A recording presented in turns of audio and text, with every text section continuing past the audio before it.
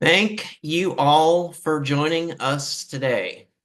My name is Walt Bauer, and I'm the Pre-Service Training Coordinator at the Human Development Institute at the University of Kentucky. Welcome to the Human Development Institute's second spring seminar in the HDI seminar series. My pronouns are he, him, his. My brief visual description is I am a white male wearing glasses with hazel eyes and a blue collared shirt with a green and white tie. My virtual background is a three-story brick building that has offices for the Human Development Institute on the University of Kentucky campus. We use Zoom for our virtual platform. Our speakers will provide an opportunity for questions today, and we welcome questions from all of our participants. Please type your questions for our speakers in the Q&A box for a robust question and answer session. If you hover over the bottom of your Zoom screen, there is the Q&A option. Please use the chat box for technical questions. We have real-time captioning for the webinar in the closed captioning feature. Turn on the captioning by clicking on the closed caption button at the bottom of your Zoom screen and then clicking Show Subtitle. Should you have any questions about CEUs, you can contact me. My email address is walt.bauer@uky.edu. Again, my email address is walt.bauer@uky.edu. Please take a moment to complete our brief evaluation. You'll receive an email that provides a link to access the session evaluation after the webinar. It is really helpful as we plan for upcoming webinars. The title of today's webinar is Supporting the Development of Communication in Children with Disabilities. I would like to introduce Dr. Janine Schmedding-Bartley, Associate Professor in the Department of Communication Sciences and Disorders at the University of Kentucky. I'm now going to turn it over to Dr. Schmedding-Bartley to get us started. All right, thank you all. I'm going to share my screen here momentarily, and then I'm going to introduce myself and my panelists. So let me share.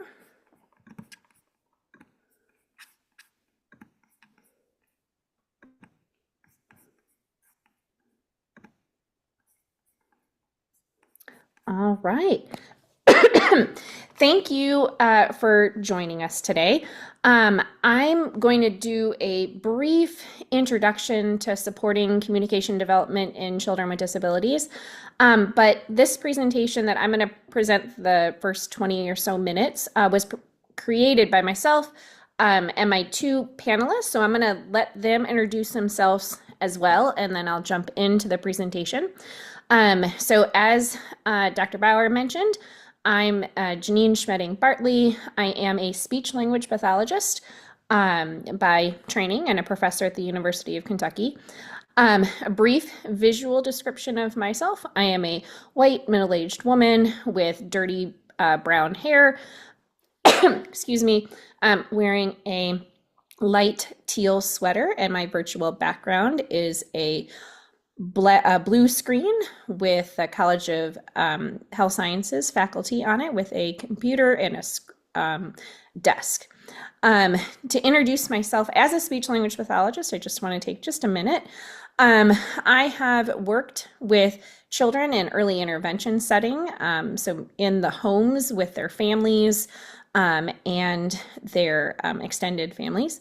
I've worked in public school, preschool through fifth grade, and I've worked in Head Start settings, and currently I do supervise students who are in the master's program for speech language pathology in the schools. And so I'm excited to talk about supporting communication development, but I want to turn it over to my panelist peers to give it just a minute to introduce themselves. So Laura, I'll have you go first, and then Claire. So Laura, if you don't mind introducing yourself. Yeah, absolutely. Hi, my name is Laura Glasssetter Stone. I'm Dr. Laura Glasssetter Stone.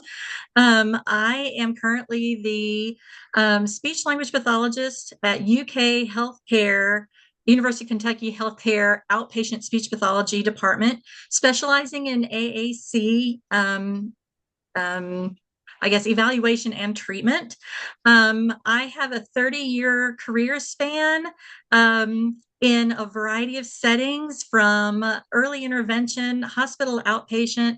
Most of my career was in the school systems, working with children pre-K through about eighth grade. I've done a little bit of high school, but for the most part, pre-K through middle, and have provided AAC through all of those settings, as well as other speech and language services, of course, in the schools.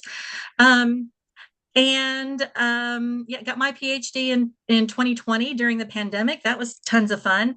And my description of myself is I am also a white middle-aged female with glasses and brown hair. And my background is actually the room I'm in, but it's blurred. I am wearing a dark sweater with a silver zipper. I'm not sure you can see that. And that's me. Thank you, Laura. And Claire, if you are able to introduce yourself. Hello, everyone. My name is Claire Paz, and I'm also a speech language pathologist. I actually live in Portland, Oregon right now, but I graduated from the UK Communication Sciences and Disorders master's program almost 2 years ago. So I have almost 2 years of clinical experience in a pediatric outpatient setting. So I work with kids birth through age 18 with kind of the whole range of language and communication needs. Um, about a third of my caseload right now probably has an AAC device or some sort of speech generating augmentative device. And I'm excited to be here today. My visual description of myself is I'm also a white female. I just turned 30, so I don't know if that makes me middle-aged yet. I'm wearing a dark green sweatshirt, and my background is my room with just some papers on the wall behind me and white walls. Perfect. Thank you for joining me. And I'm going to add one more little plug for Claire. She was a trainee in the Leadership Education and Neurodevelopmental Disorders, or the LEND grant. So she received specialized training during her master's program in neurodevelopmental disorders, and we are excited to have her back and to join us on this conversation today. Yes, So thank you. I'm going to get started, and I want to our goals for today. My hope is that you will leave understanding multimodal communication and the value of multimodal communication, be able to describe 3 strategies that you can use in your home, at school, in the community to support communication development, and describe communication options for children who are non-speakers. This first 20-minute just quick talk is going to give us a framework from which we are working. And then I hope during our discussion, we can give you some more of these strategies, see them in action through our words, and just walk away with an appreciation for communication for these children who have disabilities. So I have to start with the way that a speech language pathologist thinks about communication development. Oftentimes, when someone is not have received training in communication, they think about communication being speech, and being able to communicate by saying words and sharing those words with other people. As SLPs, we have broken that down into several different domains and components. The first 2 that I want to talk about is recognizing that individuals can receive communication, they can understand communication, and that is different than using communication and expressing communication. And so we think about, what does someone understand? What is their concept with when someone communicates to them? And then they're expressive, which is what messages are they able to share. And so if we think about both expressive and receptive, we will also think about how is it then they are receiving and expressing. And again, a lot of folks think about oral language, or what I have in the middle of this Venn diagram. And it is the output of words from our mouth. As SLPs, we have broken this down again because individuals can have if you are developing language in a typical manner, in a typical pathway, all of these things are going to develop together as a working unit. Your expressive language, your receptive communication, as well as your speech language and oral language. But when we have someone who is not developing communication in the way that it's expected, it may be in one or more of these areas and not all of them. So we're looking for strengths and challenges and areas for growth for our kiddos. So what you're looking at here with this Venn diagram is starting with speech. And so we think about speech as the oral motor movements, well, the oral motor movements of our mouth, but also coordinated with our respiration and our vocal folds, our vocal cords, to create speech, to produce speech. There's a lot that happens, and just making those sounds and making those movements don't make communication, but it is part of communication when we put that all together if we're using speech. Then we have language. Language, as I have here, is a socially shared code for representing concepts. And that is when I am communicating with someone, that someone has to know what I'm communicating. And that means we're sharing. We have some shared knowledge. With an oral language, those are going to be words that folks understand the meaning of. We put those words into a certain order, and there's rules that we follow. Signed languages also are a shared code. They have a visual representation of a concept, and we share that code and we put them in order. So every language is rule-based, and you can have speech but not have language. And you can have language and not speech. But when we put those two together, we get oral language. And that is the verbal output of the speech and language. And so I need you to understand that this is the framework that an SLP looks at when we're assessing, evaluating, understanding communication of a kiddo and how they are developing all of these areas. And if we understand this, we can build on building different parts of these domains in different areas of language. So kiddos who are developing, typically they learn speech, language, receptive language, expressive language. A lot of development occurs in the first 5 years of life. By the time they get to kindergarten, they have most of the sounds that are used in a specific language. They have lots of vocabulary and know the basic structures. But what if that isn't happening for the kid that you're working with, or your kiddo? But what happens if communication doesn't develop as expected? How do we step in? What is the framework that we're using in addition to our understanding of communication? And Claire, Laura, and I want to come to you with the concept of participation. When we look at a child, when we work with a child, we see the entire child. We see who they are, whether they're in our classroom, in our clinic room, as well as who they are at home, who they are in all the different settings that they go to and interact with. And this is the concept of participation. The World Health Organization defines that as involvement in a life situation. And so when we look at that whole person, we're trying to figure out what settings do they go to every day, or not even every day, whenever they want to, where are they going now, where are they going in the future? Who are their partners? Who are their communication partners? And what are they doing? What are they doing in those different settings and with those different communication partners? And so as as clinicians, we want to pull apart those different pieces. And we can use the SET framework to do that. We can look at so the SET framework lays out the student, the environment, the tasks, and the tools. And we start to look at this holistic child, this holistic person, and understand what is it that the student needs to participate in these different environments. What are their physical abilities? What are their cognitive, their visual, their hearing abilities? What are their communication abilities? And then what are their barriers? Are there any barriers to getting into and participating in any of these environments that they're interested in participating in or have to participate in?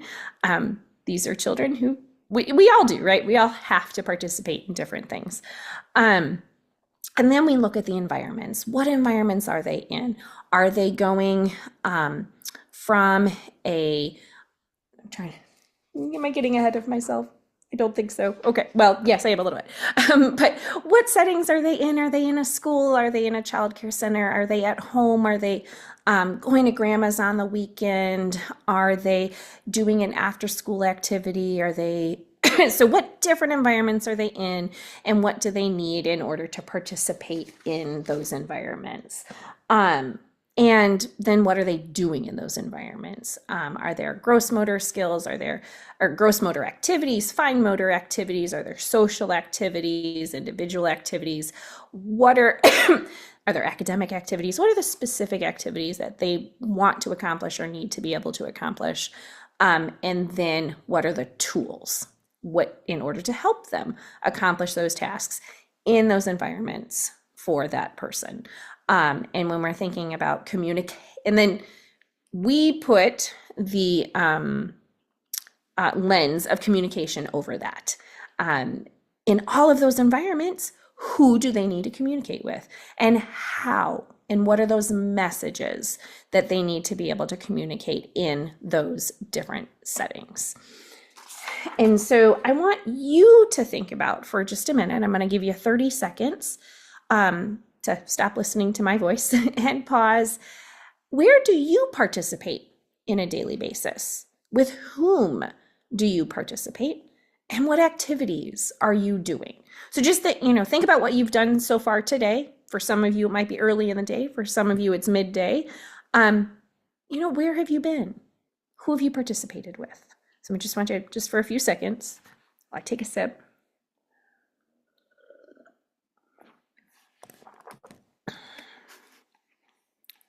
Okay, now thinking about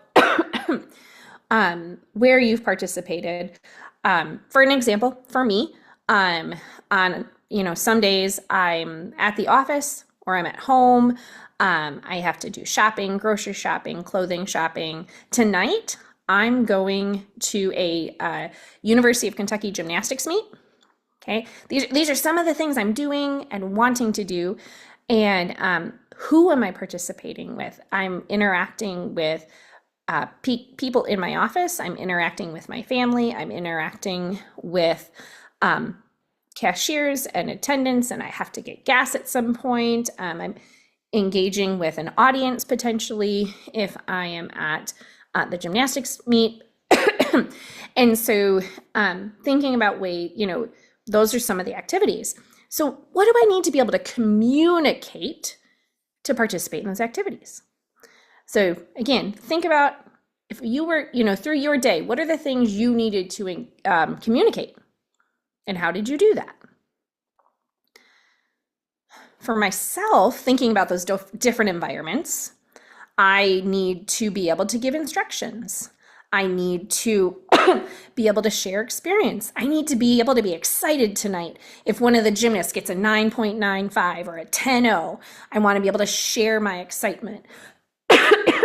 I want to be able to, I might need to greet someone at a store. I need to thank someone at a store. So there's a wide number of reasons why I might need to communicate.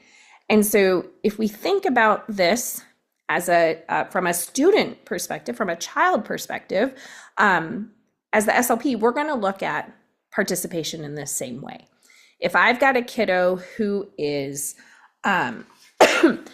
taking a bus to school, then they're getting On their bus, they may need to communicate with the bus driver. They need to communicate with the bus attendant. At school, then they need to be able to communicate with the teacher, with the peers, the administrator, the specials teachers, all the people in that building. After school, they may be going to a after school aftercare. So there might be counselors there. There are people serving snack. Then maybe they are going to a swimming lesson, and they need to be able to communicate in that setting and say the things that they're enjoying and the things that they need help with. So, and then they go have dinner with grandma, and they want to be able to share about their day. So we need to think about, and the way that we as SLPs are going to think about communication and helping communication development is looking at this holistic child in all the different settings that they're trying to communicate.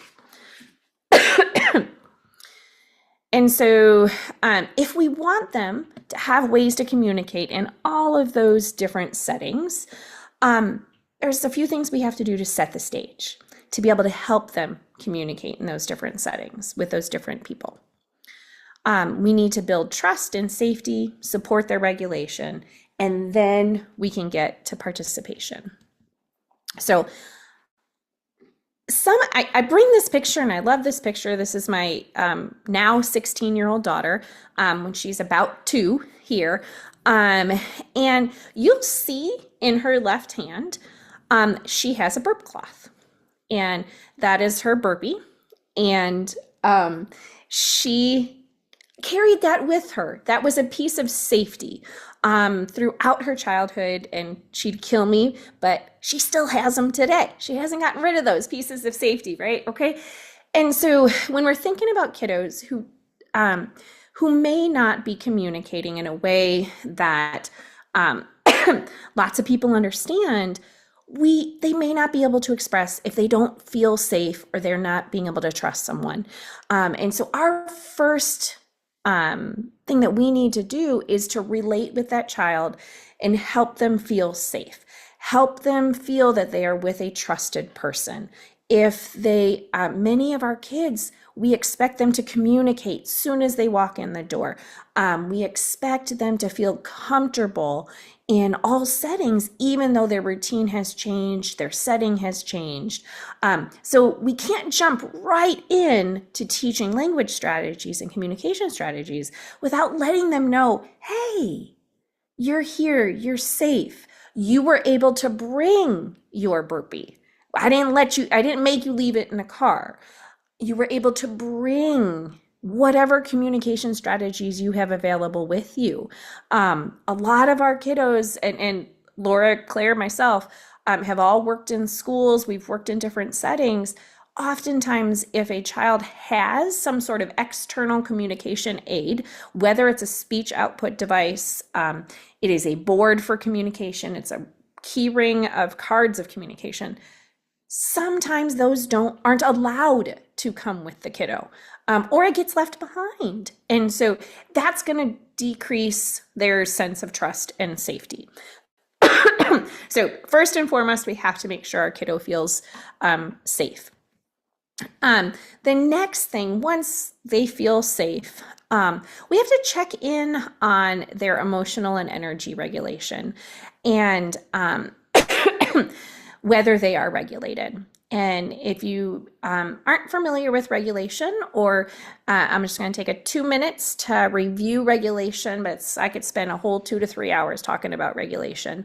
But energy, we all have different levels of energy. We have a continuum from asleep to highly agitated.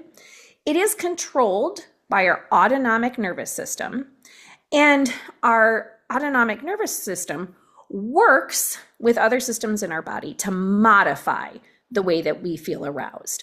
And we do that based on internal sensations and external stimulation, what's going on around us.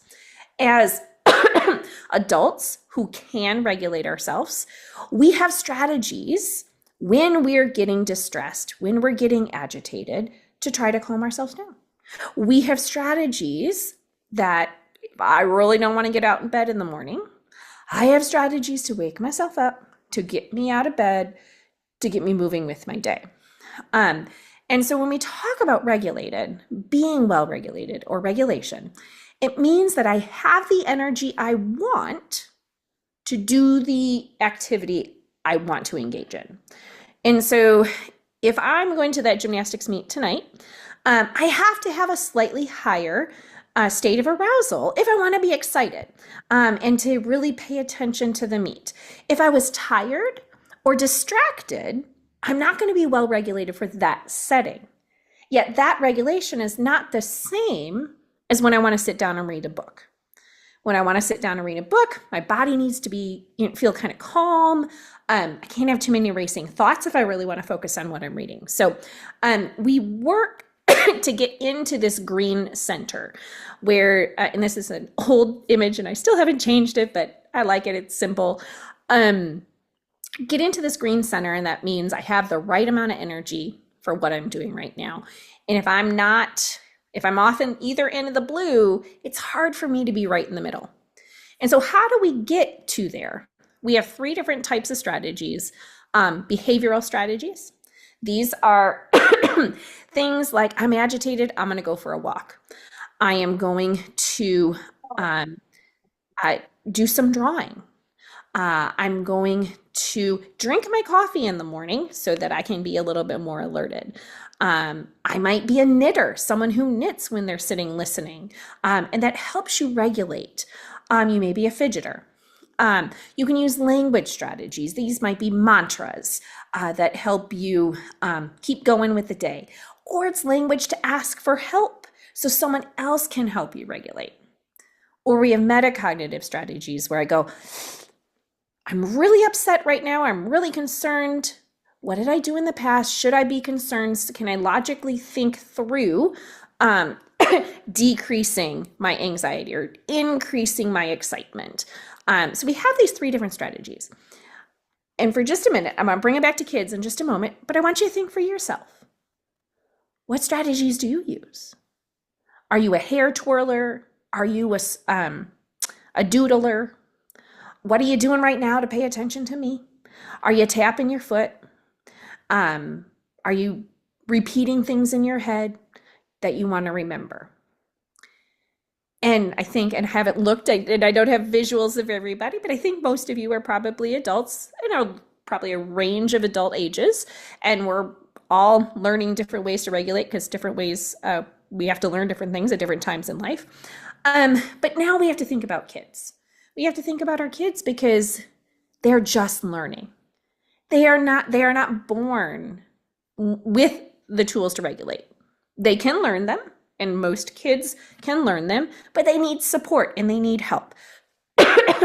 And so as an SLP, when we go to see a kiddo, we go to see them in their home, they come to us, we see them in their classroom, all these different places, we have to check in.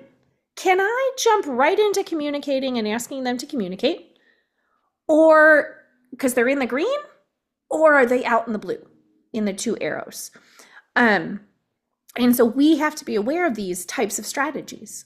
Do they need some behavior strategies? Do they need some language strategies? Do they have strategies that are maladaptive, that aren't working, they're harming themselves? So we can't jump into communication until we have these things set.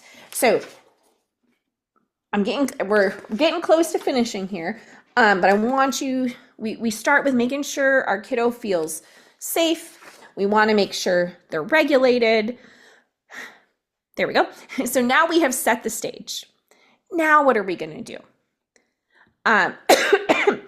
We are going, okay, yep, there we go. What do we do now that our kiddo is ready to start learning communication or that we're ready to start supporting them? We're going to assume that our kiddo can learn. We're going to assume that they have ways of communicating already. We're going to assume that they are understanding things, some of the things that we're saying. But we're going to presume competence. We're going to believe in them and their ability to learn, and that they possibly understand things that they're not able to communicate through verbal communication at this point. And we're going to look at helping them develop all kinds of modes of communication. And we're going to think about different modes of communication. As SLPs, we call that multimodal communication.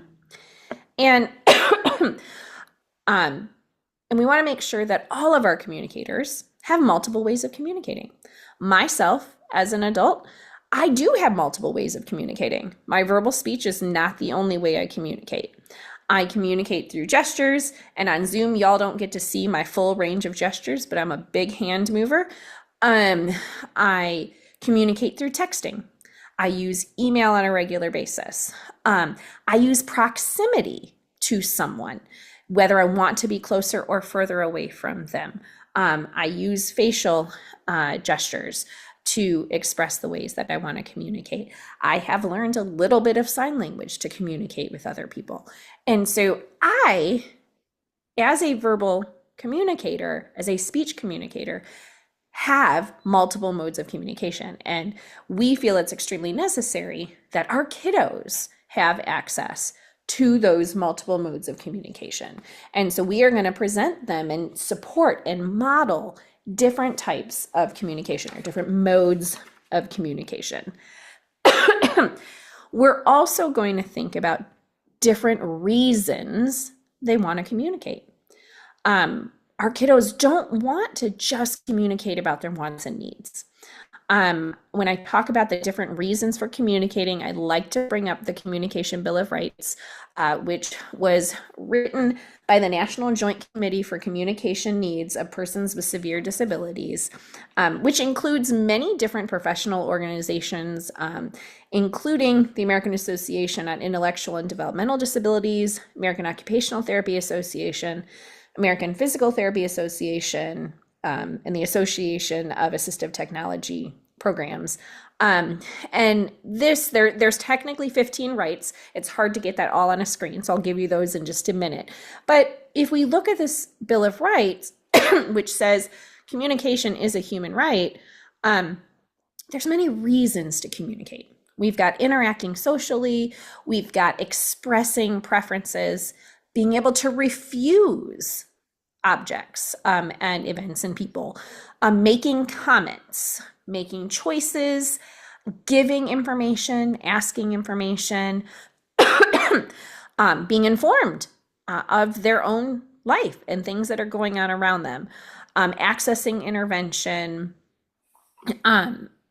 having access to AAC, having their communication responded to, even if we may not understand what that communication was, but responding as if we knew they were communicating to us, and then trying to figure out what the message was they were trying to tell me. And then the last four that are on here that aren't on your screen, but being able to be addressed directly, meaning I'm not talking to the other people in the room, I'm talking directly to that child. That they're being communicated in a culturally and linguistically appropriate manner, using the home language, using the cultural expectations of their home and their community, being treated with dignity and addressed with respect, and then access to environments that allows that full participation. So we're going to spend the rest of our time here talking about the ways that we can support that communication. But I wanted to lay this foundation that communication is multifaceted, that we communicate in many different environments every day in many different ways. And our kiddos have to know that they're safe, you are a trusted human, and that they're well regulated and able to communicate in this moment. And if they're dysregulated, they may have different ways of communicating. And so we give them a range of communication options. So I think last thing I've got here, I hope to go through some client examples, specific communication teaching strategies, and different communication options. So I'm gonna pause there and I think, and stop sharing. I'd say thank you all for listening and joining us today.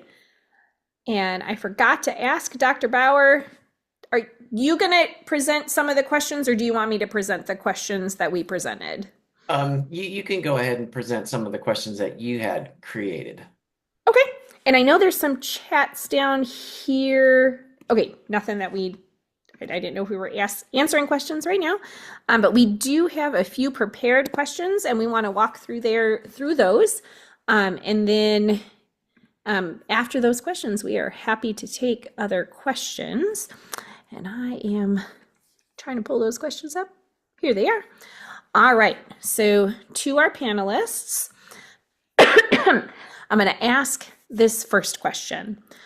When working with clients, what are some ways you explore increasing participation in life activities with your clients and families? Do you have any examples? What is the process that you go through with families?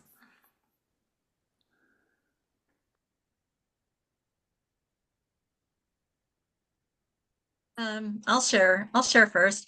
So the process that I use to explore, first of all, I really do ask families like, what are the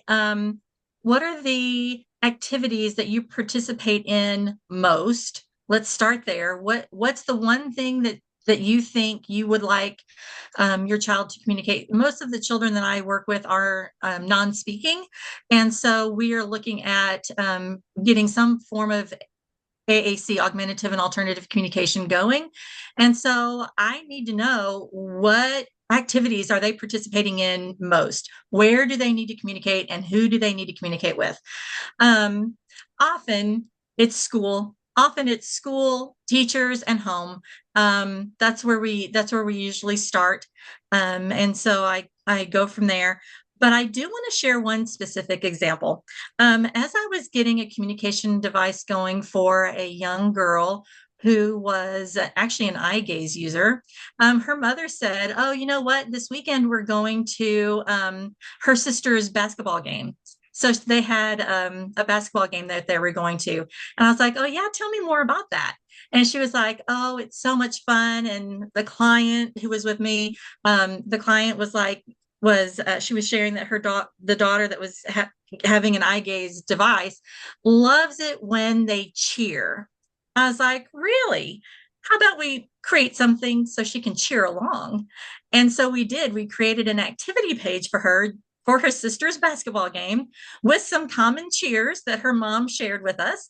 And we actually, instead of the computerized voice, we actually recorded our voice in those buttons so that she could cheer along with, at the same rhythm, with the other people who were cheering. And the next week, her mom came back and said, "That was amazing." She was participatory, she was interactive, she was so excited that she was able to do that. And so that is one example of a way that I build participation is, let's find something that's exciting, something that she loves. We know we have to communicate across, all of our daily activities, but one of the things that sometimes one of the things that really works is finding something that's exciting.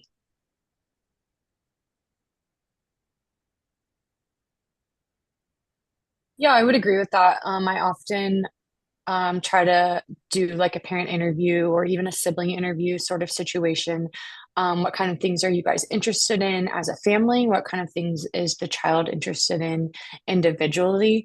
What kind of environments do you guys often find yourself in? Um, and then I think depending on those answers, it's important to whether I'm trialing a device or using their own personal device, make sure that device has core vocabulary that allows them to communicate across every environment they might be in, about with any communication partner, but also more fringe vocabulary that's maybe highly tailored to their particular interest of Pokemon or Bluey or basketball, and being able to easily access both the fringe vocabulary and the core vocabulary. And then I have a client right now who I'm working with. I've been working with for about a year and a half. And it took me about 6 months to build the trust and regulation piece with this kiddo. And we finally got to a really good point where we've established really good rapport. We are able to communicate very well, both verbally, actually, and with a communication device when he's in this particular red swing at our clinic. Um, and when he's not in the swing, his behavior can be very volatile. Um, but we found that the swing can be very regulating. And so, an important part of participation there is it could be easy for me to just kind of keep building these steps of language while he's in the swing. But the reality is, he can't sit in a swing all day at school. He can't sit in a swing all day at home. He can't sit in a swing at the grocery store. So, he's going to have, I can't just build his language while he's sitting in this swing. I have to be able to generalize that to participation across different environments. So, we've moved from the red swing to a similar swing. Um, that kind of holds his body close. And then we moved from that to more of an open swing. We moved from a room where it was just me, him, and his mom to a room where there are other kids involved, and kind of trying to work to build the language along with building the participation and holding on to that regulation piece that's really, really allowing him to participate interpersonally, with me and with his mom and with his sister. So his parents had bought a swing for their house, which is really nice. That's a privilege that they're able to do. And I think that has helped with his participation in daily family activities at home. But again, they're also trying to increase both verbal and use of his device, like at the dinner table or in the car, and trying to build that into familiar routines that he knows what to expect when he's sitting at the dinner table. He knows what to expect when he's sitting in the car. Um, and being able to know what's coming can help his regulation stay at a state that allows him to participate. Claire, that was a great answer. I just so appreciate you talking Disconnected the about Wi-Fi how before I walked out. maintaining regulation across environments, even when the swing isn't available. I think that's so important. And, you know, our clients are with us as speech pathologists for such a short amount of time during the day that I think that education for others in that child's life on how they can help regulation is such an important piece. And so, you know, they don't always have access to the things in the therapy room that are regulating. They have to find ways to regulate outside of that environment. And that's one thing that I think, of course, speech pathologists can help with, but that's also why I think it is also very important to have a team of people, OT, PT, who can help us with those kinds of things. So yeah, that's great. Yeah, I was going to follow up on that, Claire. Can you tell us a little bit about how you worked through understanding his regulation? You said it took quite a while. And, you know, how did you understand when he was regulated? And did you use team-based care? Yeah. I use a little bit of team-based care. Our clinic that I'm at right now, we have OT, PT, and speech. So a lot of our kids receive all services here. Um, Unfortunately, he only receives speech here and he receives OT only monthly through a hospital, like outpatient setting. Um, but I communicated with his teacher, I communicated with the OT, and he's just a very high energy kid. So I think it was understanding just a lot of trial and error, honestly. His home environment didn't fully understand regulation at first. So a lot of parent education, like a lot of trialing different things at home, like heavy work, playing outside, weighted blankets when he was like had to sit still or watching a movie. So a lot of communication and parent coaching for parents to try things at home. And then honestly, just like a little bit of luck. We tried different rooms in our clinic. We tried walking around the hallways of the clinic. We tried being outside at the clinic. And I would just kind of write down, I kept a log of like, this went well for the first couple of minutes, but then the room was too big and had too much space and too many opportunities for him to engage with different toys or different people. So I just kind of like narrowed down, we need smaller spaces. We need to not be with other people. And then I just discovered the red swing one day, and he went from frequently like using profane language to protest, using hitting or spitting to protest. And I just hung this red swing up one day, and he was like, "Have you ever seen Inside Out?" And I was like, "Yes." And he started asking me questions about Inside Out. He shared about the movie. we were engaging in back and forth conversation that we had never engaged in before verbally. And we have used the device some, and he is a very verbal communicator. So he uses both the device when he is dysregulated sometimes and is able to use verbal communication. But I honestly just kind of stumbled upon the red swing through a lot of trial and error. Um, and it was like a very much a click moment of he was able to participate in conversation with me. Thank you for sharing that example of how regulation can truly impact our ability to communicate. Laura, do you have any examples of working on regulation with your folks? Yeah. So I work in a clinic that is speech therapy only. And so right now I don't have access to an OT or a PT, and we don't have a sensory gym. So our clients come to us. They work with us in our therapy rooms. Um, we have we have a materials room which we can go and get toys, activities, games, things like that, and bring them into our rooms. Um, one of the things that I like about my particular therapy room is that it's pretty big compared to the other therapy rooms. So I've got room for people who are in wheelchairs and things like that. But I have this one little guy who likes to come in, and the whole time that he's in my room he just paces from one end to the other. And I was like, oh my gosh, I don't know, like, and again, it was like Claire was saying, it was a lot of trial and error. What are the things that help him to engage, and what are the things that help him feel like this is a place he wants to be? And so one day, oh, actually, it was over a couple of sessions. Um, he would come in, and at first we were bringing things out like beanbag chairs and a tunnel that he could crawl through, and he really liked to be in the tunnel, I think because it kind of enclosed him. I was like, I think he might need a smaller space for one thing. So I kind of started using some mats, like those therapy mats, but I can stand them up and kind of close off part of my room, so we had a smaller space. So then we had the tunnel and the smaller space. And then one day he sat down in my chair, which spins. And I was like, oh, I wonder if he likes to spin. And so we modeled on his AAC device. Let's spin, let's go, do it again, those kinds of things. And every time we modeled it, we'd spin him.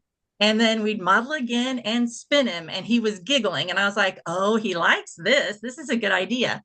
And so we did that for about 5 or 10 minutes. And then he got up, and I was like, okay, and he sat down in the chair and he did a little activity, and then he was able to get up and walk again. And I was like, oh, he likes spinning, and spinning was what helped him engage, be able to calm his body enough to be able to engage in an activity with me. And so that was one thing that we did. And again, just like Claire, it took us a few months to figure it out, what he needed: a smaller space, a little bit of spinning before we get started. And now he's starting to engage more, and it's so cool. And he's also using his AAC device more. And this is a little guy that doesn't have any speaking words, other than maybe mom, mom, mom, mom. And so we're really relying on him being able to use a communication device, and he is really picking up on it now. Thank you for sharing that. I'm going to share a quick story from when I was in early intervention in the home.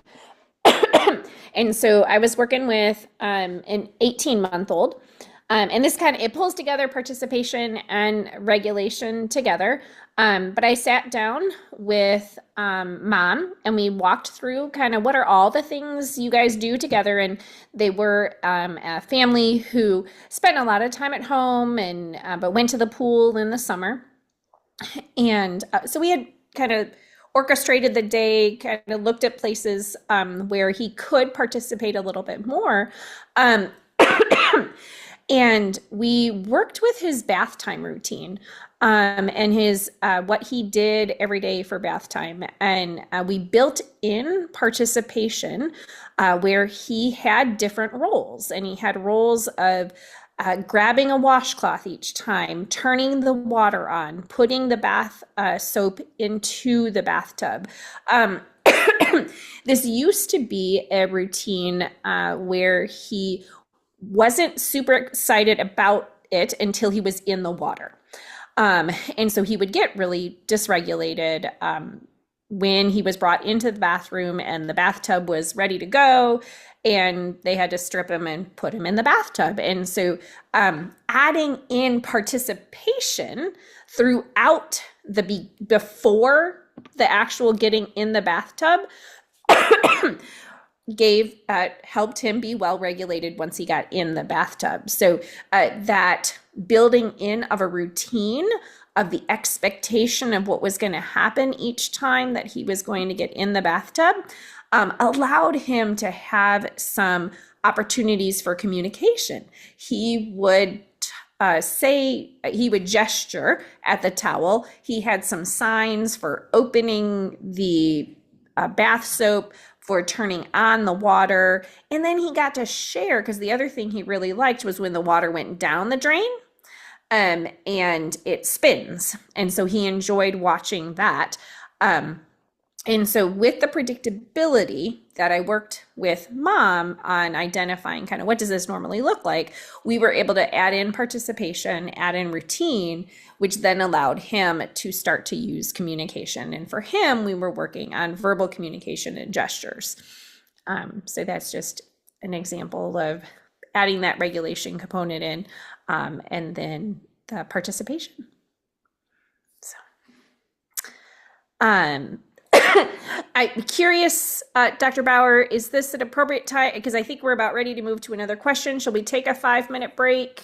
Let's do that. Let's do that. Let's take a 5-minute break and come back at 3 minutes till the top of the hour. Okay, sounds like a plan. So if anybody needs a water break, bathroom break, I'll be right back.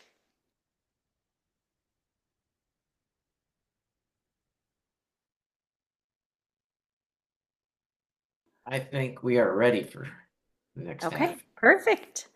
All right, I'm going to start us off with our next question. So with full participation and regulation in mind, what are some strategies you use you use and encourage families to use to support communication through multiple modalities? And give some examples of how those strategies can be used.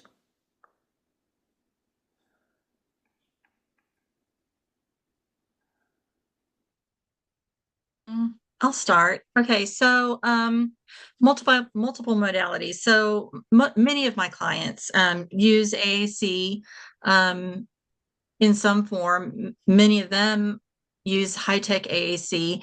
And one of the first things I talk to families about, or the communication support partners, because I see people across the lifespan in my clinic. But one of the things that I talk to them about is that high-tech is not the end all be all of AAC, that we actually have a variety of means to communicate.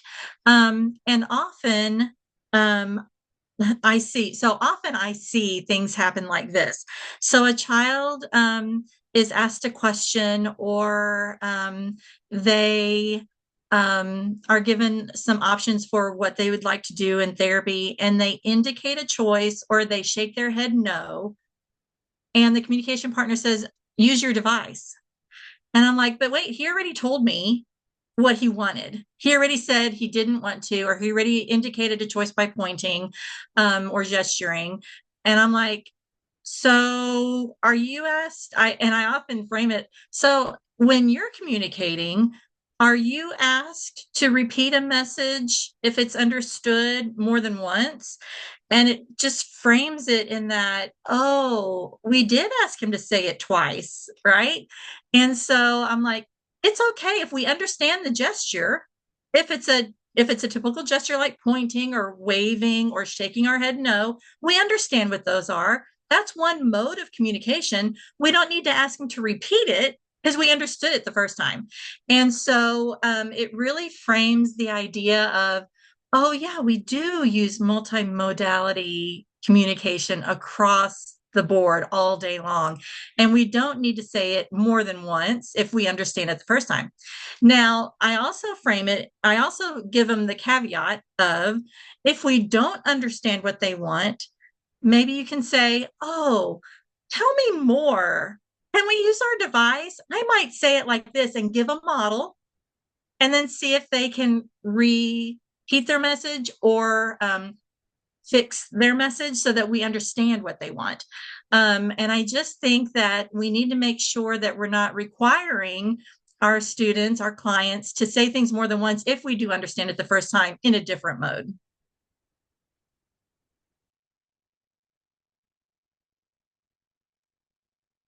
Yeah, that's great. I really agree with that, Laura, honoring all forms of communication, especially because like Dr. Schmedding Bartley said earlier, in any given day, we use multiple forms of communication. So to expect a kid to hone in and only use one form of communication is not fair to them. Um, Another way that we like to help teach and model on the devices. A lot of this works for high tech and low tech devices is aided language modeling. So um, providing verbal language along with modeling on the device. So for example, if a kid comes to start my session and they're carrying their device with them and I pause before we go up the steps and I say like, let's go to the playground. And as I'm verbally saying that, I push play playground and then I point up the stairs. So I'm using my gesture to show the kid that we're going to walk up the stairs. I'm using the device to show them play playground. And I'm using my verbal language to kind of use a whole sentence. Again, presuming competence and presuming that they can understand me, but also modeling for them how they can use the device. I think it's also important to use the device in like natural in I have to think about a way to say this best. But in natural ways that you and I would communicate. Like I don't just communicate to say what I want to eat or just communicate to protest. Sometimes I just comment about things. I enjoy reading to explore new topics or things that I'm interested in. And I think a lot of times kids like to do the same on their devices. I have a couple kids who will just kind of click through different categories and then they'll find a category and maybe click every single button in that category before switching to a different category. And allowing them to explore the different categories on the devices that they're interested in. And maybe I provide some verbal language as they're doing that. Or then we move from the category where they click every single planet in outer space icon on the device. And then we go to a pretend play activity with stuffed animals or play figures. And we pretend like we're going to outer space. And then I use some of those outer space icons on their device to model for them. I think also one more thing I'll add. I try to model on the device without expecting anything in return. Like you said, Laura, it's easy to be like, oh, use your device or use your words. But I think similar to when kids learn language, typically we could just kind of like talk to them and they kind of learn through observing and building their understanding. So maybe I go through a whole session of just modeling the device and the kid doesn't use it at all. But then I'll follow up next week and talk to mom like, oh, how's the device going? Like, did we use it all this week? And mom's like, yeah, he went back to the outer space page and brought it to me. And so he observed during the session and maybe didn't want to talk about it on the device then, but it's still building language. Yeah, I agree. So yeah, that we do, honoring communication, aided language modeling, letting them explore freely, and stimming on the device. And this is a question that I get a lot from parents, from teachers. They're just hitting buttons. They don't mean anything and they're hitting them over and over and over and over. I'm like, yeah, that's right. They are. And that's what we would consider exploring, right? They're listening to that sound over and over. They're getting something from it. Maybe it makes them feel good. Maybe it's interesting to them. Let them do it. Let them have time to do that. If we're in school and it's distracting, let's set aside some time that they can do that, maybe first. Okay, we got 5 minutes. Do what you want on your device. And then, okay, let's move to a new activity. So they've had time to stim on their device and get all of that fun, that interesting feeling that they get from it, and then that maybe they're more willing to move toward an activity. So I think allowing simming is one thing that I think we need to do more of. Allowing them to explore for sure on their device and hit everything in the category that they love, and then build interesting activities around the things that they do love is just one great way to really build that idea that, oh, this I can tell you things using this device. The other thing that I pair with aided language stimulation is descriptive teaching. And ooh, it's a big planet. Oh, that's the little planet. Ooh, that one's green, but that one's blue. This one has rings, right? Those kinds of things. So we talk Mhm. about features of those planets and we describe them. And so that's another thing that I often pair with the aided language stimulation. While I'm touching the words, I'm saying it. And then I'm also building descriptions. I was just going to add to the exploration. We're talking about AAC right now a lot, which is a lot of our kiddos. Ooh, I'm going to come back to that thought in just a minute.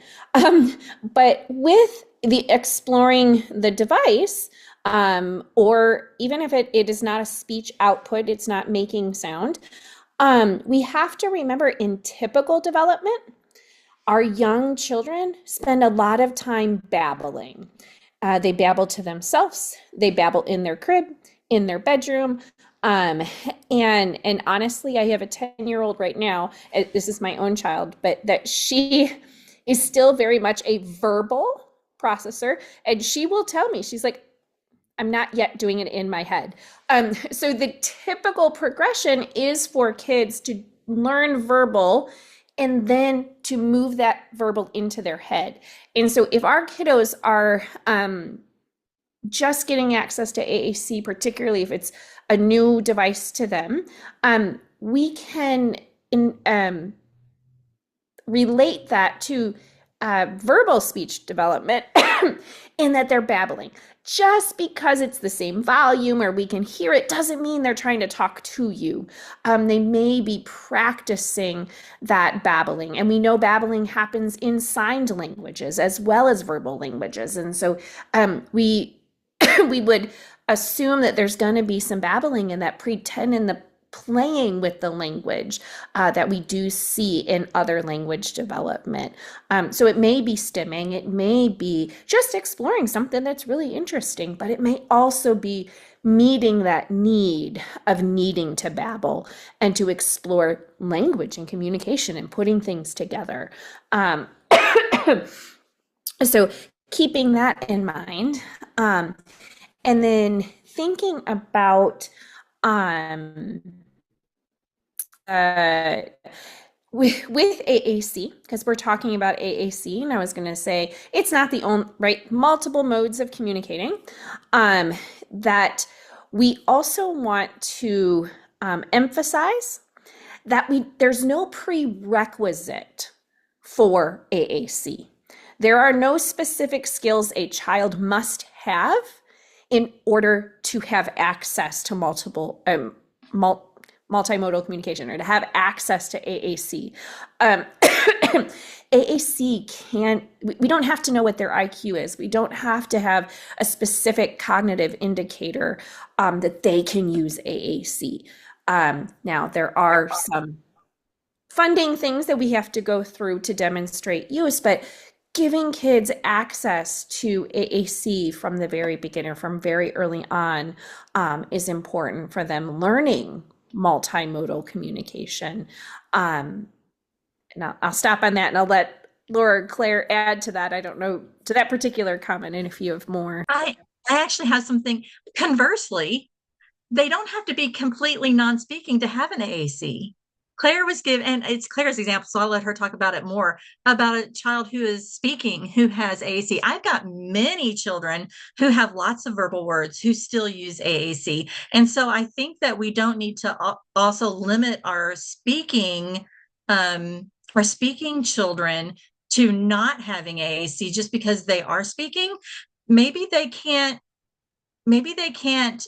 share all of the thoughts that they need to share on a level that they know they can do it by speaking. Maybe they need to be able to type the words in or give a different form of, use a different modality of communication. And AAC might just actually fit that.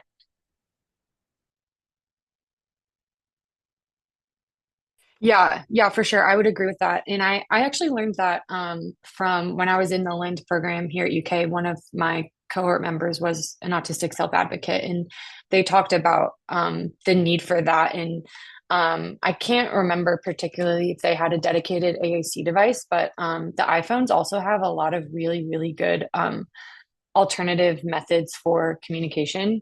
I think I have mine turned on right now. Um, if I hit my side button, my power button 3 times, it goes to a live speech. I don't know if you can see that. And then I can type, I can have pre-saved phrases, or I can just text and type, and then my iPhone will say it out loud.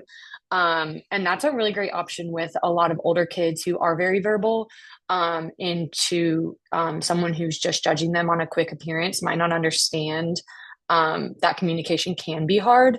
Um, and maybe it's a particular situation at school where they need help, or maybe they're learning how to drive and they're worried about like being pulled over and being able to communicate with a police officer, and having something that they can easily use that is a little more typical, or a little less than like carrying around a big iPad. Is really still super helpful for a lot of um, people with different regulation needs and different communication abilities. Sorry, my dog is just barking.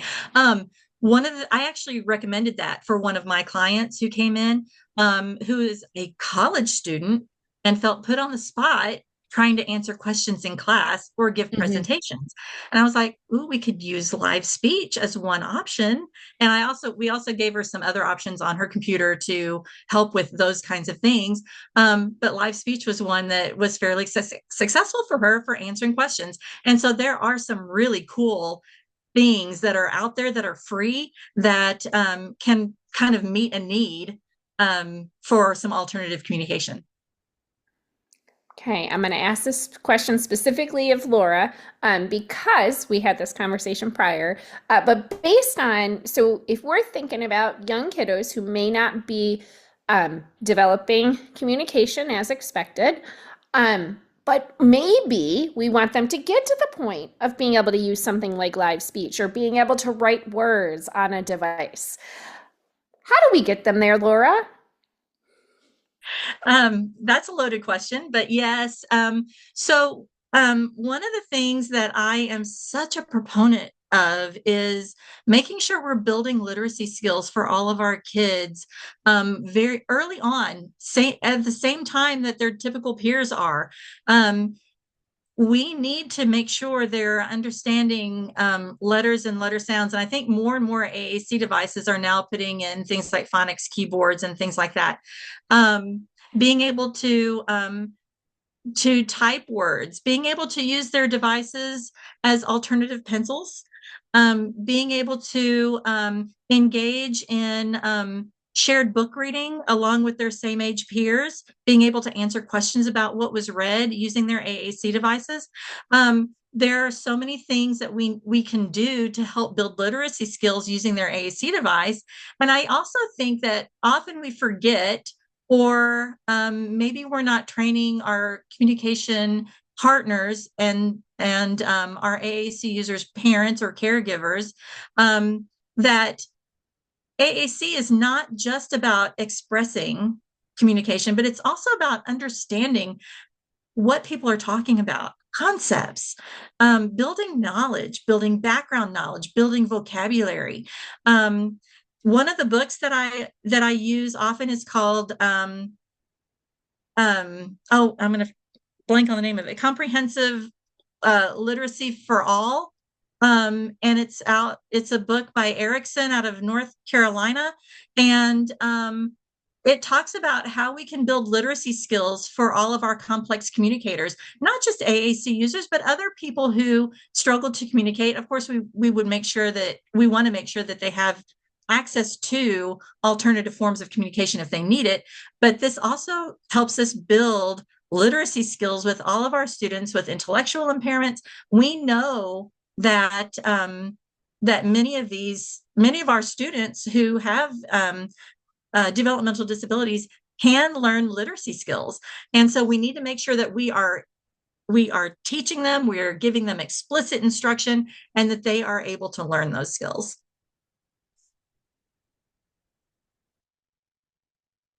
Excellent. Thank you very much. So I want to make sure that if there were any other things any other strategies we can think of that we want to share that folks can use in different settings with different kiddos to help develop that communication. And Claire, I saw your hand, so I'm gonna let you go. I think it was you who touched on this earlier, but I just think it's super important to include parents in um, everything that we do for the kids. I personally see kids for 30 minutes once a week, twice a week if I'm lucky, an hour if I'm lucky. I wish it could be multiple times longer than that, and I wish I could get sessions with the kids and sessions with the parents, but the reality is I get 30 minutes with a kid and a parent. And the parents get however many hours are in a week outside of those 30 minutes that they spend with the kid. So if I can help a parent learn how to edit buttons on a device or create a custom page on the device, take pictures of their favorite toys at home and be able to upload that on the device, then I'm equipping them to be able to be teachers for their kids too and do the aided language modeling at home, versus being stuck bringing their tablet in once a week and being like, can you add Chobani yogurt? We can spend our time doing things that are more productive if I equip them with the skills they need to be able to edit the device and customize and model for their kid as well. Absolutely, I agree with that. And in almost every session, so I typically have 45-minute sessions. That's about as long as most of my clients are like, okay, I can get in, do an activity, and then do something wrap up, do some free. I do lots of child-led play. But then it also gives me like 30 minutes with the kid, and then the last 15 minutes, okay, so this week this is what we're going to learn, right? And to work with the parent, because the parent and caregiver coaching, especially for AAC, is so important.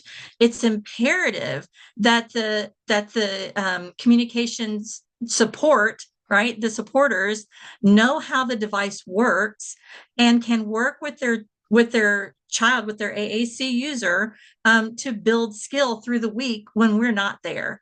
And so it is so imperative that we are also teaching the caregivers. Absolutely. And I think sometimes it can be very intimidating. I mean, considering we are SLPs and we work with AAC, like most of the world would probably consider us experts on it. And I still feel like I have so much I can learn and so much that I don't know and I have to figure out either within a session or between sessions. Um, and I think parents can be intimidated by that. Like, I don't know how to do this with them. I don't know where to start.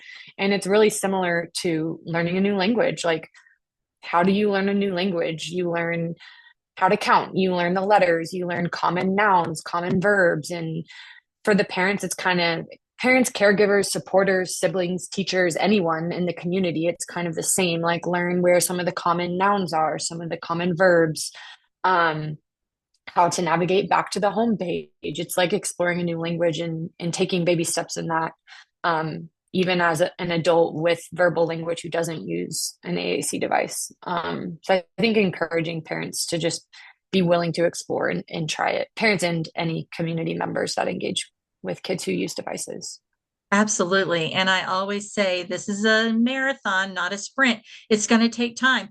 I have an adult user right now who for the first time initiated with his caregiver I think where he wanted to go. And we've been working for 3 years.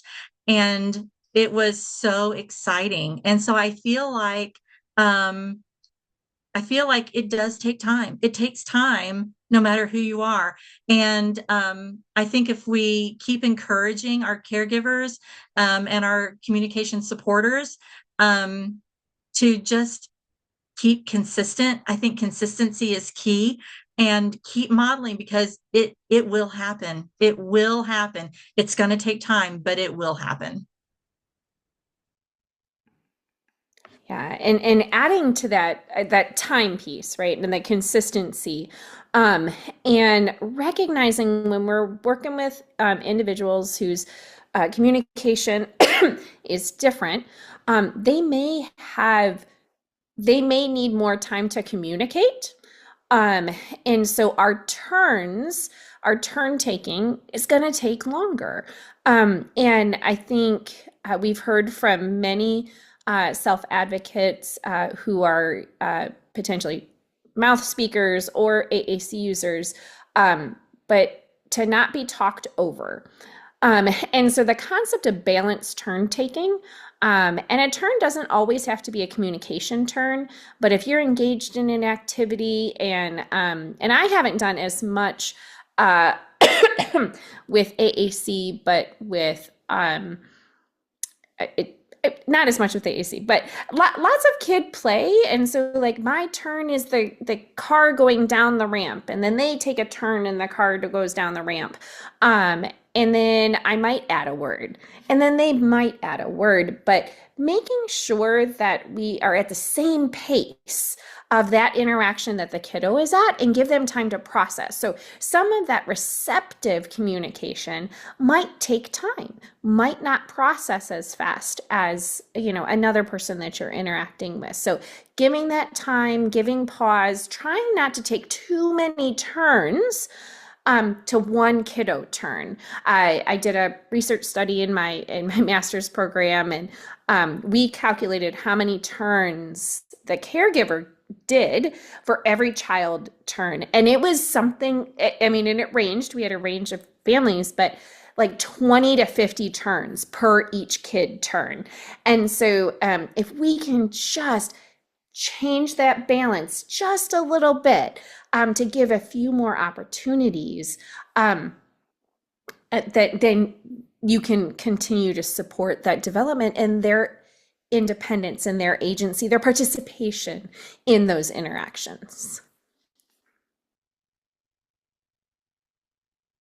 Absolutely. And Janine, I'm going to say, because I also have graduate students with me in my clinic, and that's one of the things I talk about a lot with them is, oh, we need to slow down. We need to make sure that we're giving them lots of opportunities to respond, to have time to think about what they need to say, to be able to find the words on their devices while we are just quiet. And it is so hard for a lot of our graduate students to remember, oh yeah, I have to wait and be quiet because they want to keep going. Let's do it. Let's do it. Let's do it. And get those turns going.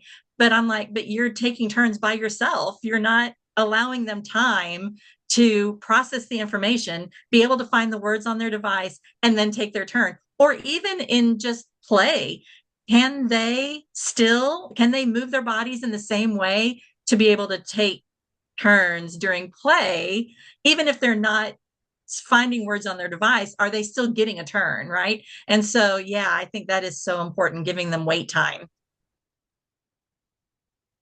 And I think that goes back to what we talked about at the very beginning with building trust and safety and regulation in order to have participation, especially if sometimes it can be harder to coordinate motor movements, find motor movements, coordinate speech, find messages on a device.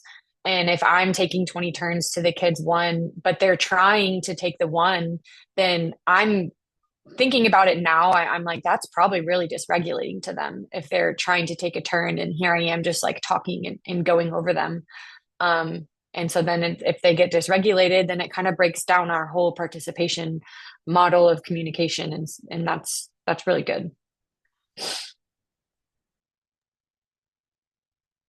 I think another strategy that we haven't quite touched on is going back and thinking about that receptive communication, and recognizing that the verbal expression of a communication partner may not be enough to understand the context of the communication.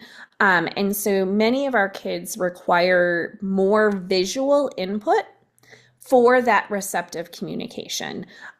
So that might look like having a a picture or a board that has words on it or has a description or a picture of where we're going, and I can point to things in that picture. Or if I'm using a communication device, pointing to the word that I'm talking about so they can see what I'm looking at. Or it may look like having a schedule, a visual schedule that lets them know what the day is going to look like, so that they can understand, okay, we are done with circle time. Now, the next thing on my visual schedule is center time, for a preschool student. I don't know if anybody else has any other examples of that visual input for understanding. Yeah, I know. I completely do. One of the other things about AAC is that it doesn't have to be a device. It could be just a matter of drawing pictures. And so I have a client who is he's now 9. I've been seeing him since he was 6. He's a 9-year-old boy with autism, and he's a reader. He can read anything you put in front of him, but he's not understanding what he's reading often. And so we brought it back down to we started back at just words. And I was like, here's a word. Let's draw it. Let's draw. What does this word mean to you? Like, can we draw it?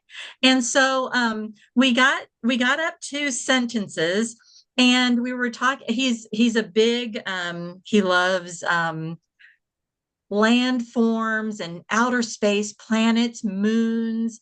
But we were talking about an article that we were reading together about Machu Picchu, and it talked about a big brown stone wall. I was like, ooh, I wonder if we could draw that. What is a big brown stone wall?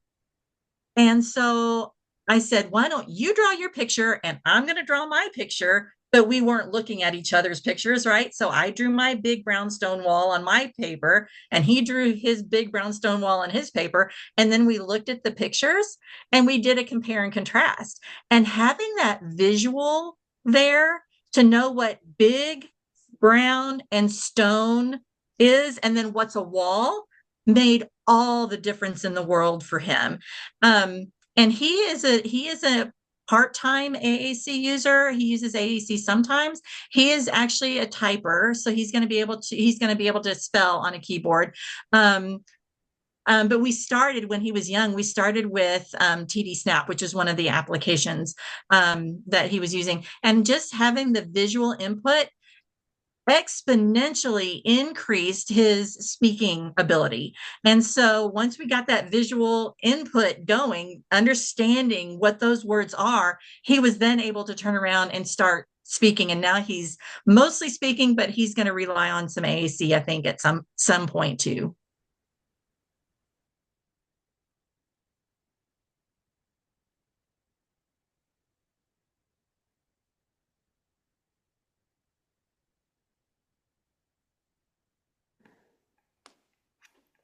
All right. I'm trying to figure out if there were any other questions that we had that I'll ask this question, and then we can open it up to open questions. So, um, our last question.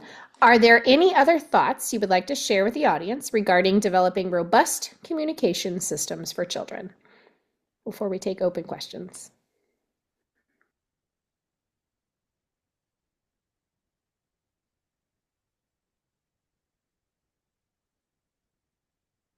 I'm sorry. I was typing a message. Can you repeat that question again to me? Yeah. Are there any other thoughts you'd like to share with the audience regarding developing robust communication systems for children? Early is better.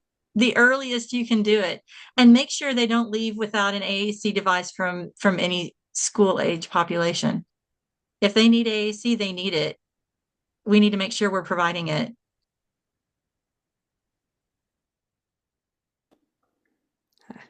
I 100% agree. We have other questions we can continue asking, but I do want to open it up and see what are questions from the audience.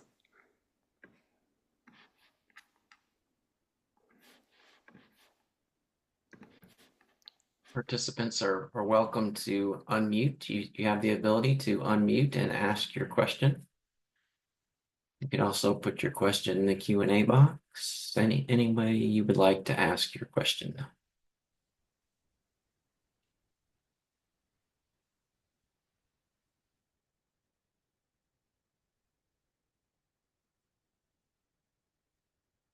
Hi, my name is Lacey Swack. I'm a graduate student in social work at Western Kentucky University.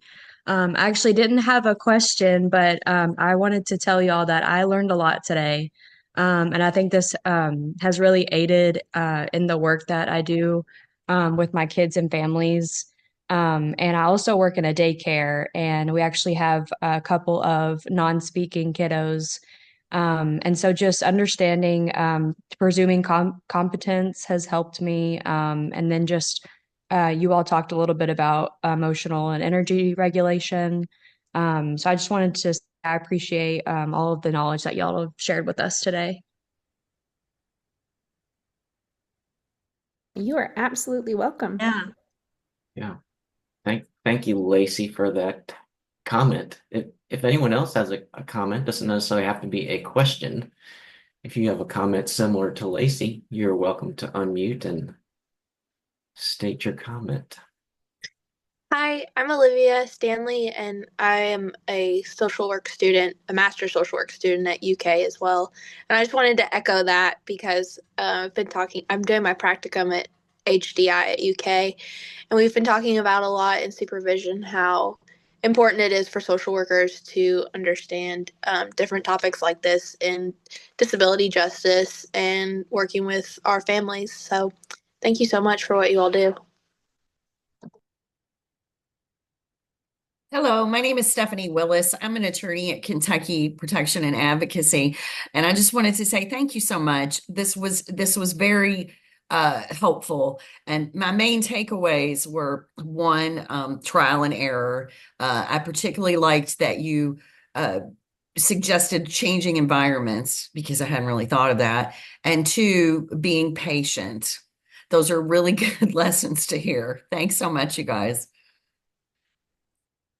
Welcome. Thank you. Thank you, Stephanie, and thank you for joining us from Kentucky P&A. Yeah.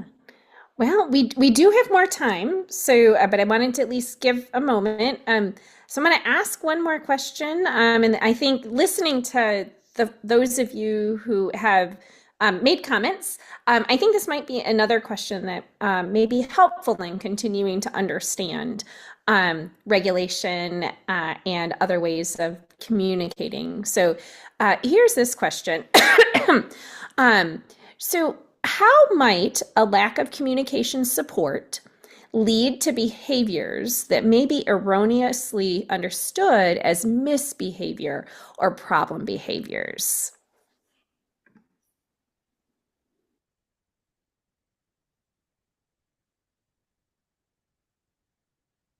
Um, I think thinking about back to the kid I talked about with the red swing at the beginning, he um when he's dysregulated, he resorts to using like delayed imitation of phrases that he's heard before. And for him, that looked a lot like profanity, or like really hurtful things. And when you're in a school with other kids who might not understand, or teachers who might not understand that that's coming from a repeated something he's heard, it just comes across as really hurtful, and pair that with maybe running away or hitting or kicking. And he was just trying to communicate like dysregulation or protesting and didn't have a way to do that that was being heard by other people. And that was a really, really big problem for him in school. And I think it still continues to be in some ways. Like I said, we're not, I mean, we're moving towards working in a shared space for 30 minutes a week with other kids.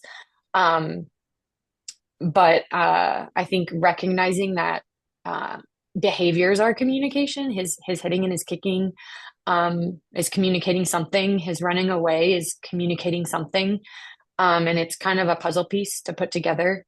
Is he running away because he's bored? He's really, really smart and has no way to answer these questions verbally. And so he's bored in school and runs away. Is he running away because there was the ding of a bell and it scared him? Is he running away because he has to go to the bathroom?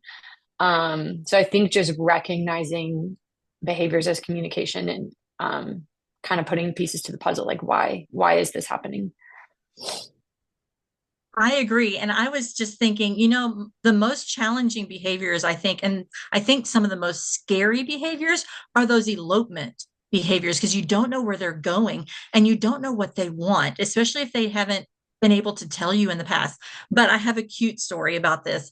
When I was working in the schools, I had my speech room was kind of a long, narrow room. It was like a half classroom about, right? And so I had this little girl and we were just exploring AAC. We were just kind of getting there. She was in kindergarten. She came to me. We're kind of new to each other too. So we were just also trying to build that trust, right? And that relationship and get some participation going. And there was one day after, oh, maybe it was probably like October. So I'd seen her quite a bit already, and we were still exploring AAC. And she came up to me, and I was sitting at my table, and she came around the table and she looked at me and she laughed and she ran to the other end of the room. And I was like, I wonder what she wants. And so I was like, I was just going to wait. So I just waited a minute and she came back and she got in my face and she laughed and then she ran to the other end of the room again. And so I was like, okay, I wonder if she wants me to chase her. And just from her behavior, I'm like, I wonder if that's what it is. And so on our AAC device, I just real quickly put chase me in there, chase me. And so then I said, so then I had the device and she came back and she got in my face and I went, chase me. And she went to the other end of the room and I went after her. And she just laughed and laughed. And so then I went back and sat down and she came back and it just took two times. And then she was doing chase me. And we were running to the other end of the room and then back to my chair. And I just think if we build that connection and just wait and try to figure out what it is that they want, we can determine that there's most often a reason why they're doing what they're doing. In that case, behavior was communication.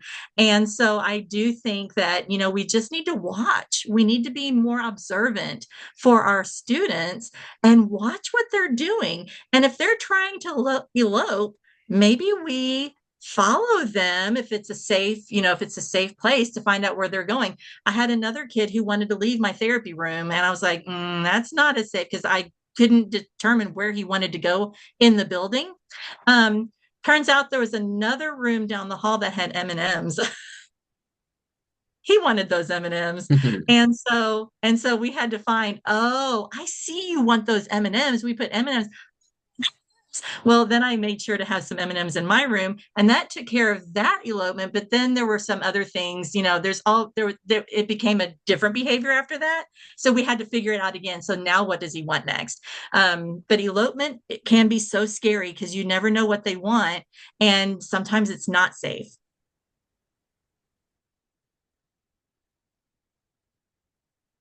Yeah, and sometimes we have kids who do not have communication. They've become middle schoolers.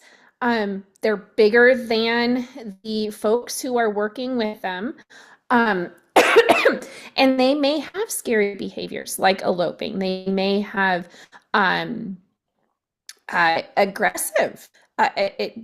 And if we can get down to what they're trying to express, we can give them ways to express that. If they can just have a button that says stop or leave me alone or need a break, or you're in my space, that we have to find a way that is equally as speedy to send the message. And one thing we didn't get to, I think we said it in a couple different ways, but to be clear, we know there's lots of research that AAC does not prevent kids from learning verbal speech. And so we often get that as an argument, that no, we don't want to do AAC because we want them to talk. And so we actually have lots of research that shows it can facilitate it in some cases, but it definitely doesn't prohibit it. And because speech can be faster than an AAC device, if a kid picks up speech and they can use it, they're not going to choose to use the device because it's slower. So using that same principle, when we have a message to send, we're going to do it the fastest way possible. And so if I don't have an effective way to say back up, you're too close to me, I'm going to use my hands. But that is communication. And if we can give them something quickly to say, I need a break, we can often find a replacement for that difficult behavior, and prevent, potentially an injury or something like that. And so hopefully starting early with AAC, we don't end up with these middle schoolers, high schoolers with minimal communication that still have strong emotions, strong messages that they want to send and no way to send them. So consistency, like Laura mentioned, and regular access. Go ahead, Laura. Yeah, no, I have something to add to that. Often for my older kids, when they come to me and their parents are saying, we are seeing so many maladaptive behaviors or bad behaviors. Oh, they're so bad. Their parents talk about them being aggressive. Some of the first things I teach, and I put these buttons in there as single message buttons: leave me alone and be quiet. I teach them first. I hear you, and I model it. You know what? I hear you saying, leave me alone. I'm going to sit back and I'm going to be quiet for a minute, right? And help them kind of maybe again self-regulate. Because they have been they have been dysregulated for so long, and they haven't ever gotten the correct tools in place.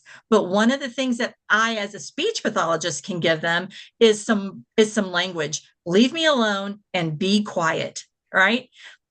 Their parents often will say, please, say please. And I'm like, absolutely not. Our typical kids, when they are dysregulated, they don't say, leave me alone, please. They say, get out of my face. Right. I said, this is not a time for them to be nice. I am not going to require them to have that polite language at that point. We need to get rid of the idea that our kids with disabilities have to always be polite, because our typical kids are not always polite. And I know that people are saying, oh, but we should be teaching our typical kids to be polite. Yes, and we do. And we will teach our kids with disabilities to be polite also. But in a moment when I'm dysregulated, you better believe they need to say, get out of my face, leave me alone, and be quiet. And that, I'm just going to leave that there because I can get on a soapbox about it. But I think it's important.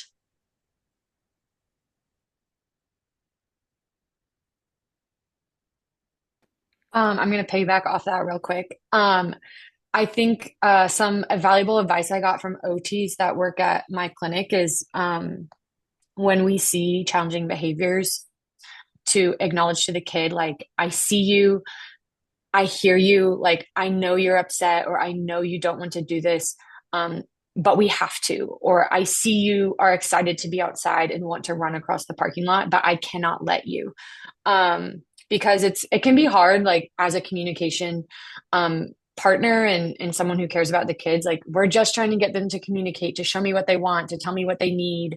And then they do. And I'm like, oh, but actually I can't let you do that. Like there are times where you cannot let them do that. And the same is true with typical kids. And I think sometimes we work so hard on the communication aspect of it. We're scared to be like, oh, you just told me you don't want to leave the session.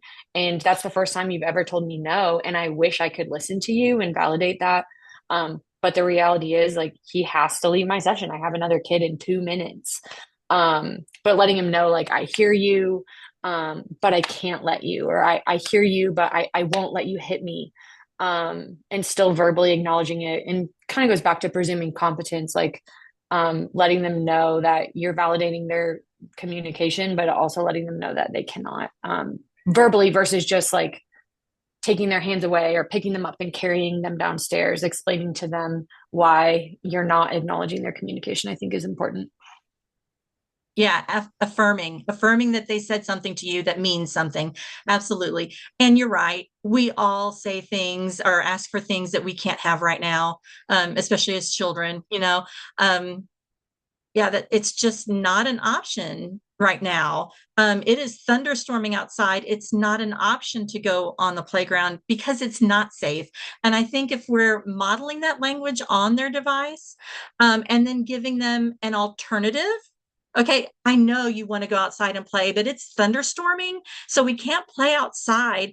But we could do, and then give them two other options or other options that that they like, and making sure that we're modeling, giving them the language, affirming that they said, I hear that you went outside, but how about we do this instead, and giving them a replacement. And so that's, yeah, great point, Claire. And I completely agree with that.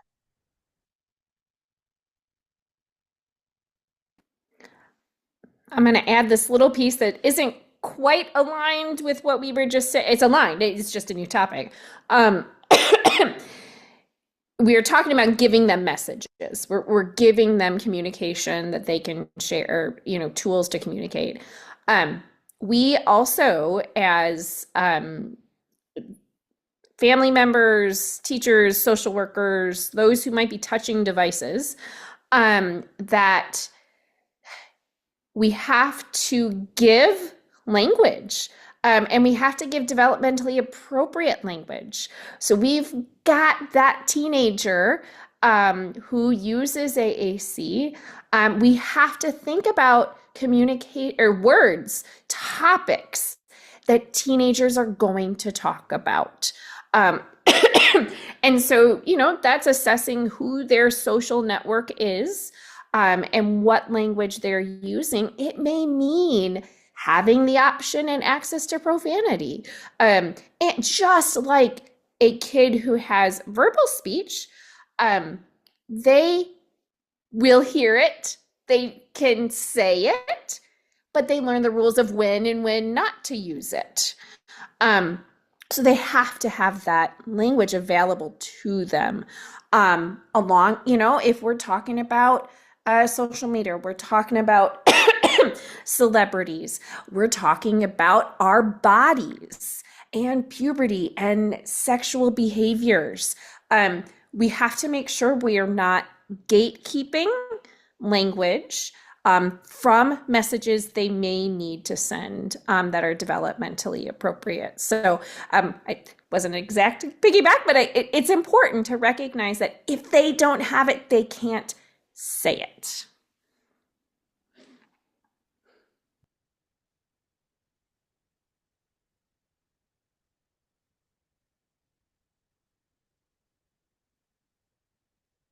And I'll pause there if there's any other questions.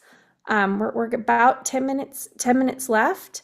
I don't know if any of our other conversations brought up some more questions for folks. Yeah, certainly. If there are any comments or comments anyone would like to unmute and ask or state their comment, they certainly welcome to at this time.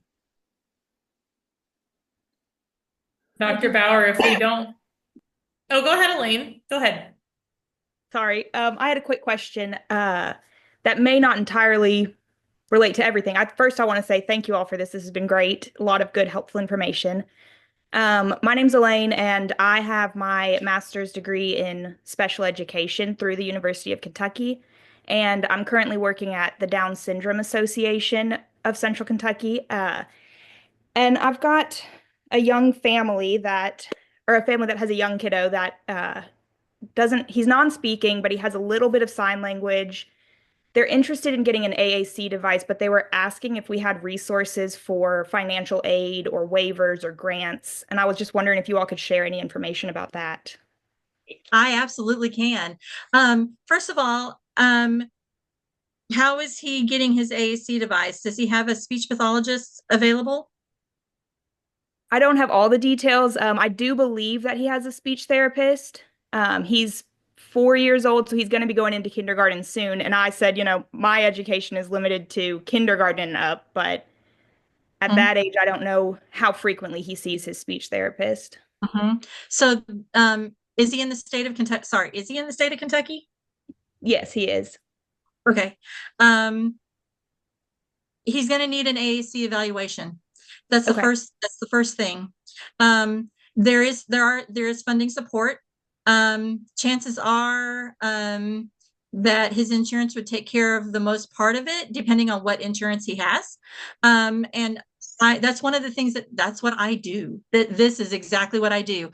I evaluate kids, I get them devices, we go through funding sources and make sure their devices are funded. There are funding sources out there.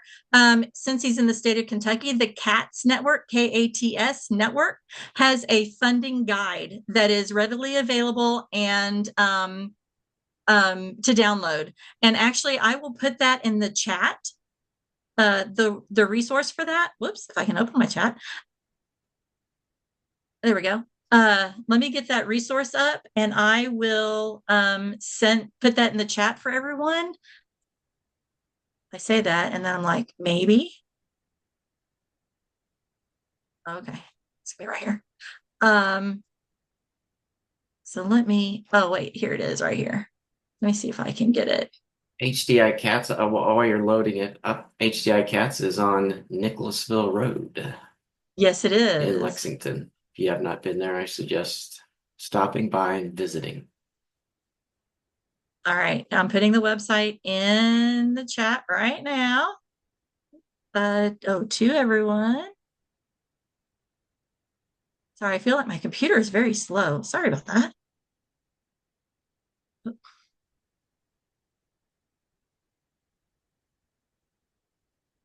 Is there many opportunities for trial devices in Kentucky? Yes. So you have to go through a company, a device company. And that's what the speech pathologist would help with. Yeah. So most insurances in Kentucky do not require a trial. So again, it's so individual, it depends on the child's insurance, and we would take a look at that through the evaluation process. It depends on the child's insurance, but most insurances do not require a trial device or a trial period. However, during the evaluation process, we would trial a couple of devices. We would trial things so I would take a look at the child, what he's able to currently do, how he's currently communicating, what his fine motor system is like. Does he need to carry the device? Is he in a wheelchair? We take into account all of those things. And then we start matching devices. It's called feature matching. And so we start matching features of devices to what the child needs. And then I'm like, okay, so it looks like he might be good for this device. So let's try this device for a couple weeks. And we can get a trial through the device company. Or if there's sometimes for some kids, there's like a clear choice. And I'm like, okay, well, let's trial this device. And while we are trialing, we're going to go ahead and do the funding, get the funding packet in and everything for it. And so definitely, there is definitely opportunity for trialing. and for making sure that we have the right fit of a device for any child that we see. And that includes our kids with Down syndrome. And I actually have had really quite some nice success with kids with Down syndrome using devices. Thank you so much for sharing the resources and information.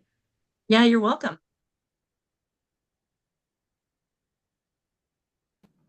I'm going to add one more resource, not necessarily for getting devices, but for folks on continuing to learn more about AAC.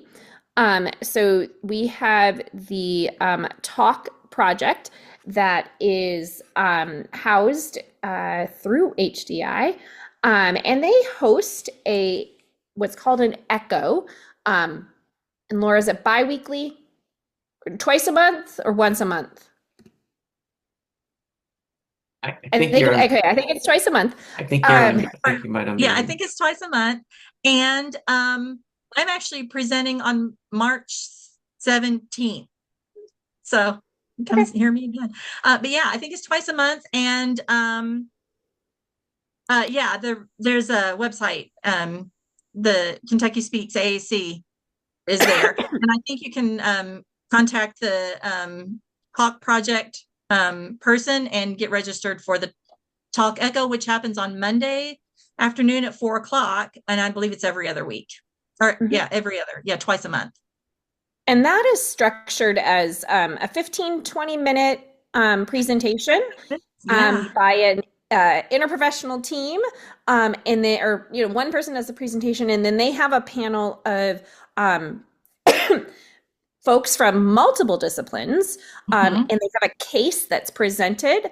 And as a team, they problem solve supporting that case. And often they're school age kiddos with special ed teachers, SLPs, OTs across the state, bringing these cases forward. So another opportunity to learn about using AAC with a wide range of folks who have communication needs. Yeah. And they talk a lot about the communication access, but they also talk about other assistive technology needs. So sometimes we need other types of assistive tech, not just AAC. Sometimes we need joysticks. Sometimes we need tactile AAC, which is for kids who have significant visual impairments. We talk about what their seating is like. What other kinds of seating might they need in order to access communication or to access their school programs. And so we talk a lot about a lot of different assistive technology things within the talk as well.